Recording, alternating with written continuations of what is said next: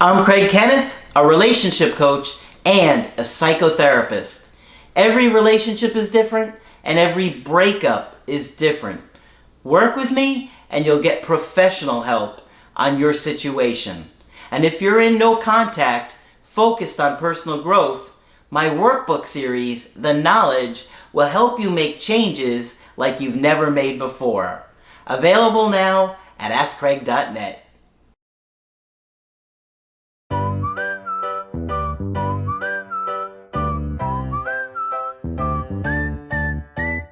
Hi there, I'm Coach Craig Kenneth. And I'm Coach Victoria. And in this video, we're going to be talking to you about when you smother, they lose interest. Whoa. Guys, I am telling you, behavior is absolutely critical to maintaining attraction. And when you don't work through your attachment issues, you're going to let your anxiety unconsciously cause you to be controlling, manipulative, and pressure people. When you do that, it's no longer an attraction with, like, you imagine two magnets, okay? Where there's these two magnets that are both charged to each other and they go to, and it's that powerful connection.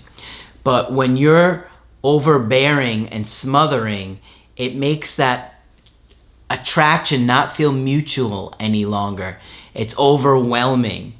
And if you don't believe me, take a moment and just think about somebody that you've dated, not your ex, that came on too strong. How did you feel?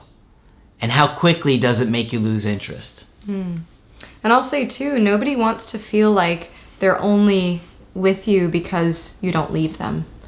You know, attachment is so much deeper than just two people staying together and controlling that the other partner doesn't leave or avoiding abandonment. It goes so much deeper than that. Yep. So we're always trying to teach you about healing your attachment issues, because when you do, you naturally become confident. And that means you're naturally going to stop doing the unattractive behaviors. You're going to be more emotionally in tune.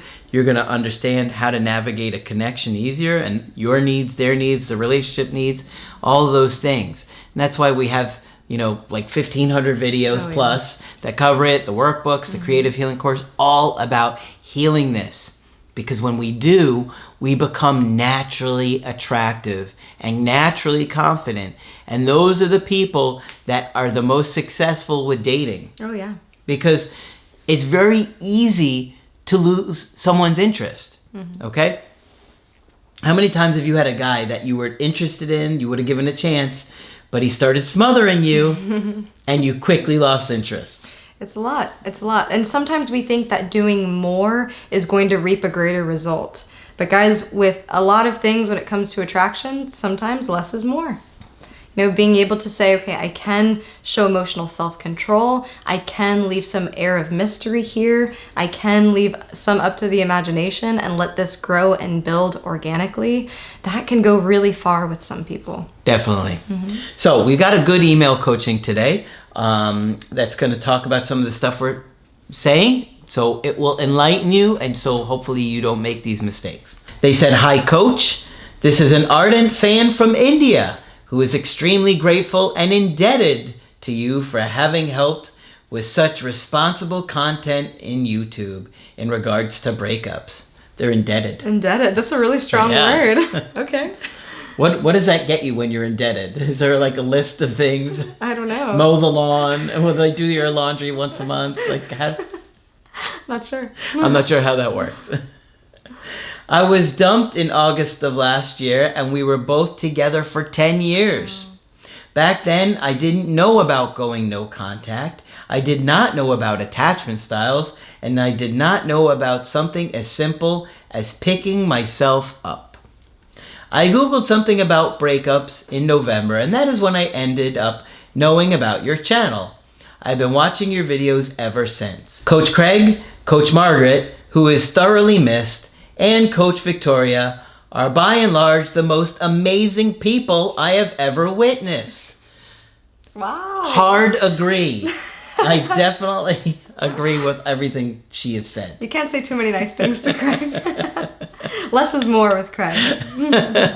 That'll go on a tangent about how wonderful we are. Forget the background. We're going to put a list of qualities on the backboard behind us. I'm kidding, of course. And thank you so much for saying all these things. They said, you exude such kindness in dealing with situations. See that? And you think I'm too tough. Based on the videos I have watched all these months, I feel that I could classify my ex probably has an avoidant attachment style. Well, he initially asked me for a break, which I did not know as to how I must proceed. And during that time, I kept reaching out to him. Okay, so this is one of those mistakes that we're talking about in the beginning. The people that are the most secure naturally, when somebody asks for a break, they're able to do it. Naturally, they just understand, I have to leave this person alone, they want a break. But people that have attachment issues start to panic and think they're never going to come back, the break is forever, and then they wind up pressuring that person and making it worse, right? So this is what I'm saying, where behavior is very important for attraction. By September, he told me that he is scared of me. Ooh. That's big. That's big, okay? When somebody is getting scared of you, it's telling them that you're really showing a lack of emotional self-control. They find that you're dangerous. People that have attachment issues give off a scary vibe. Oh, yeah. Right? Whether they realize it or not. Even if you don't mean to intend it, it scares people. Yeah. Right? Since I had chosen to take a break from work for a period of about a month and a half, he did not like that, as he felt my happiness was dependent on him, and that I am suffocating and smothering him, and that he has no interest to talk with me. And that's huge. You know, when you feel like another person's happiness, their emotions, they depend on you, that's a lot of pressure. What does that feel like for the avoidant? Well, I'm also thinking about this in an analogy or in practical terms, how to make you perceive this a little bit better. If you think about caregiving, when you're caregiving for a child or for an elderly person, you feel that sense of responsibility of, if I am not, aware of what's going on and making sure that they're okay, this person can be in a lot of danger. And that's the type of pressure that someone can feel emotionally with their partner sometimes. Yeah. If I'm not aware or, making sure that this person is emotionally in a good place, then if I look away, if I take a breath, then something terrible might happen. So it creates this sense of pressure, this anxiety, and it can get exhausting. We talk about caregiver burnout, as a society a lot, or maybe not enough. Some of you might argue, but we should talk about it more. It's a real thing. And I think in relationships, it can be a thing too. When you feel that emotional labor of making your partner happy all of the time, being, the sole person that makes them want to live, it can be a lot. It can be a lot. Absolutely.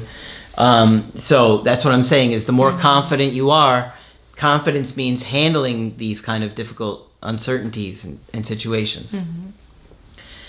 She says, I did not pursue after that and took a break from work and went on a solo trip by myself to cool myself off. After that, in November, I reached out over WhatsApp to ask if he felt better and if he could talk. The only response I got was, what you do with your life is your choice. I will not be back to my previous self. Do not wait for me or do anything for me anymore. I hope you understand. And that's about it. Okay, so that's pretty cold. It's interesting how people can be so warm and amazing and loving in the relationship, but when they want to end it, they're so selfish and cruel. They don't have any empathy. And I really do think that speaks to somebody's mental health to some degree and how they're functioning. Also, if you're really scaring the person, then they're going to, of course, get like this. But if you've, left them alone for a couple of months and they send a message like that, I think you can be a little bit more empathetic. Yeah. And I'm also thinking about his capacity for kindness towards her right now. He's, in the very least, being decent and not saying anything mean or negative towards her, but we know that when somebody is emotionally depleted, it can be really hard for them to have a filter. It can be very hard for them to deliver things with kindness and really think about how it's going to be interpreted. When you're frustrated, it just comes out however it comes out. Sure. So that also tells me his level of frustration with the situation. During this period, my mom, who knew him and liked him a lot, since I was dull, gloomy, and depressed, apparently spoke with him several times and was met with cold, unrelenting responses. Ooh, even a mom. When I came to know about this, I asked her to let everything go too. I have been in no contact since November. Radio silence. We do happen to work in the same place though. Jeez. Ooh, that must be tough. Yeah, working in the same place and this guy's being that cold. Man. But I do not do anything to reach out. Yeah, that's pretty rough. You would think if they're working together, he would try and be a little bit more... Yeah, they might work in different departments. Politely, yeah. They might not be in the same area. I'm pretty clear that he must sit with what he has done. I did hold social media accounts for a while, and then about a few months back decided to close everything out. He does post once a month about him having a great time with his friends. His brother himself had gotten married a couple days back, and I knew nothing about it until he himself posted as a WhatsApp status. Something he had never done previously. Interesting. In those pics, I did see that he was with another girl, with whom he apparently had been to Thailand with as well back in September. So that's when he asked for the break, wasn't it? So that means this woman was probably in the picture before the break. That would be my guess. And she didn't know. Since I listened to your videos to the letter, I just let everything slide and haven't reacted. Reached out or done anything as well. Well, you did reach out several times, but you didn't respond to that, which is good. But the post did shake me up. It pains me to see people just moving on within seconds after a long-term relationship. And it sounds like it might have been even a little bit before, you know, and this is the part that we don't like to talk about too often, but sometimes it does happen. You know, it's a long-term relationship, it's towards the end. You know, I'm curious about how honest he was with that connection with you. You know, it sounds like something was building there that you were unaware of. So Yeah. just pointing that out there, it's something to acknowledge, it's something that's happened, and that in itself is a wound. Yeah, it hurts. Oh Yeah. man, it hurts really bad. We don't know that for sure or not, but No, we don't, but it certainly points Seems to like that, that, right? right, When yeah. you know, because there's pictures of them in September, and that's around the time of the break or the breakup. She wants to know, how can people quickly move on from a long-term relationship, and if they ever return? Well, of course they return. They return all the time. Exes come back all the time. How can people move on so quickly? oh, so many things. Yeah. And mental health is a really big one. Yeah. You know, thinking about developmental stages, and this is something that we see often and we talk about so often, especially with long-term relationships. We do see people going and investing so much into a relationship that they miss out on the life that's experienced in the meanwhile. And we see that a lot of times people will act very out of character after a long-term relationship. They're acting back like when they were in their younger years, wanting to meet people, socialize, and basically make up for the time that they spent in that relationship. Just something that I've observed personally and the people that I've spoken with. Yeah, and not everybody has an idea of what's right and what's wrong, and they want to live with integrity. Many people are selfish and act selfishly. I mean, people by nature often act selfishly, and sometimes that's healthy to be selfish, believe it or not. Yeah. But a lot of times people are only thinking about themselves, and if they're not feeling it, they feel a stronger connection with somebody else, and they don't think it's going so good with you. They just jump right over. They think the grass is greener on the other side. And it usually isn't. Yeah. It usually isn't. And often in longer term relationships, the decision to break up is heightened because there's so much more investment. You know, when it's a relationship of, you know, a couple dates or a couple months, there was less invested likely, so it's easier to break things off, just commitment wise and practically thinking. You know, after a decade together, there's so much embedded in each other's lives. You know, you had just talked about his relationship with your mom and just how meaningful that was. And so these types of decisions take more thought, meaning that he might have been thinking about it months, maybe even more before the breakup actually happened. So that can cause someone to have a bit more emotional detachment to the breakup. They still experience it. They still experience the loss. They still experience the major life changes that comes with leaving a long-term partner, but they approach it in a different way. Yep. So, okay, it's tough when you're going through it, but one of the things that you really got to look at is who you are and how you were showing up in this relationship. Honestly, attraction is very tied to our behaviors. And the more we act attractively, the less likely somebody's going to get turned off and leave. I don't know how she may have been in this relationship, if she was smothering throughout the relationship and slowly it weakened the connection. I would guess that's a big part of this because, you know, it sounds like she has an anxious attachment style. Her anxiety was coming out after the breakup where she wasn't able to stay in no contact. She would reach out. And you know, I'm not trying to beat you up, but the reality is, those mistakes turn people off. And if you're doing it post-breakup, you're probably doing it in the relationship too, right?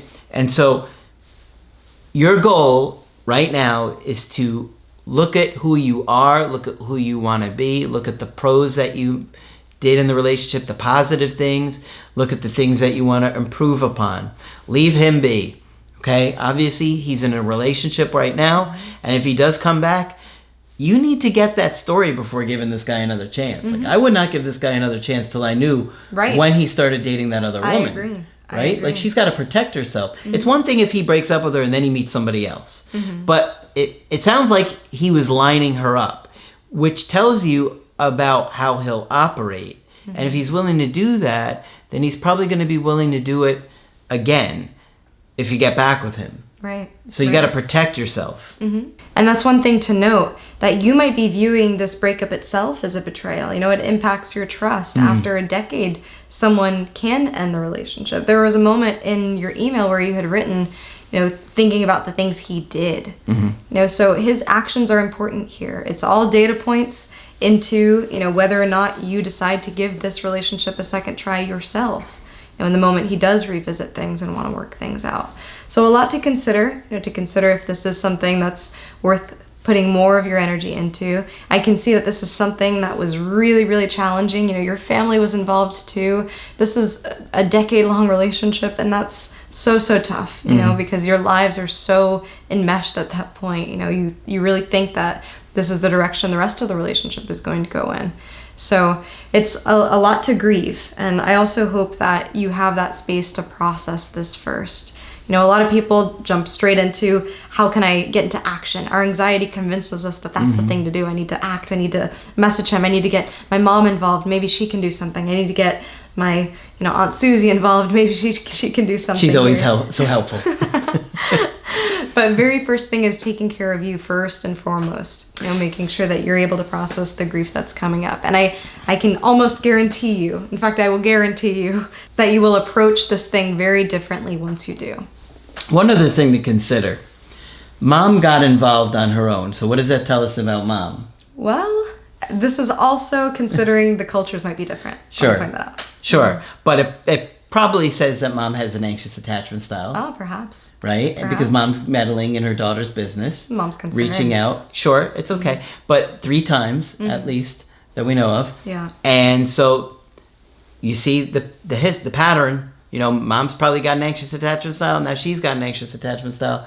And that's what I'm trying to get you guys to see, is you have to stop that anxiety from smothering people because it pushes them away. And I'm not saying it's necessarily what happened, that he broke up with her here, but I would guess that some of that was going on in the relationship, and you could see it coming out in the breakup. Right. And I'm also thinking realistically about what a second relationship would look like with this person after what has happened, after him leaving so soon for someone else or with someone else. You know, how is that going to impact your trust moving forward with him? Let's say, okay, he says that relationship didn't work out. Now, that's going to impact how you view him possibly interacting with others. You might have that thought in the back of your head. So how do people move on so quickly? Many reasons. Yeah. You know, we talked about some of them, but thinking about, what does it mean to you? Are you okay with if a long-term partner moves on so quickly? How does that change the way you view them? And you got to think about it. All right. Hopefully this one's been helpful to you. Of course, if you want to get our help personally, you can do that on my website, askcraig.net. I do email coaching and I do Skype. Coach Victoria is also available for Skype coaching. I'm here whenever you'd like to chat. Just click on her name at the top of the website to schedule with her. But that's it for this video. I'm Coach Craig Kenneth. And I'm Coach Victoria. And we will talk with you soon.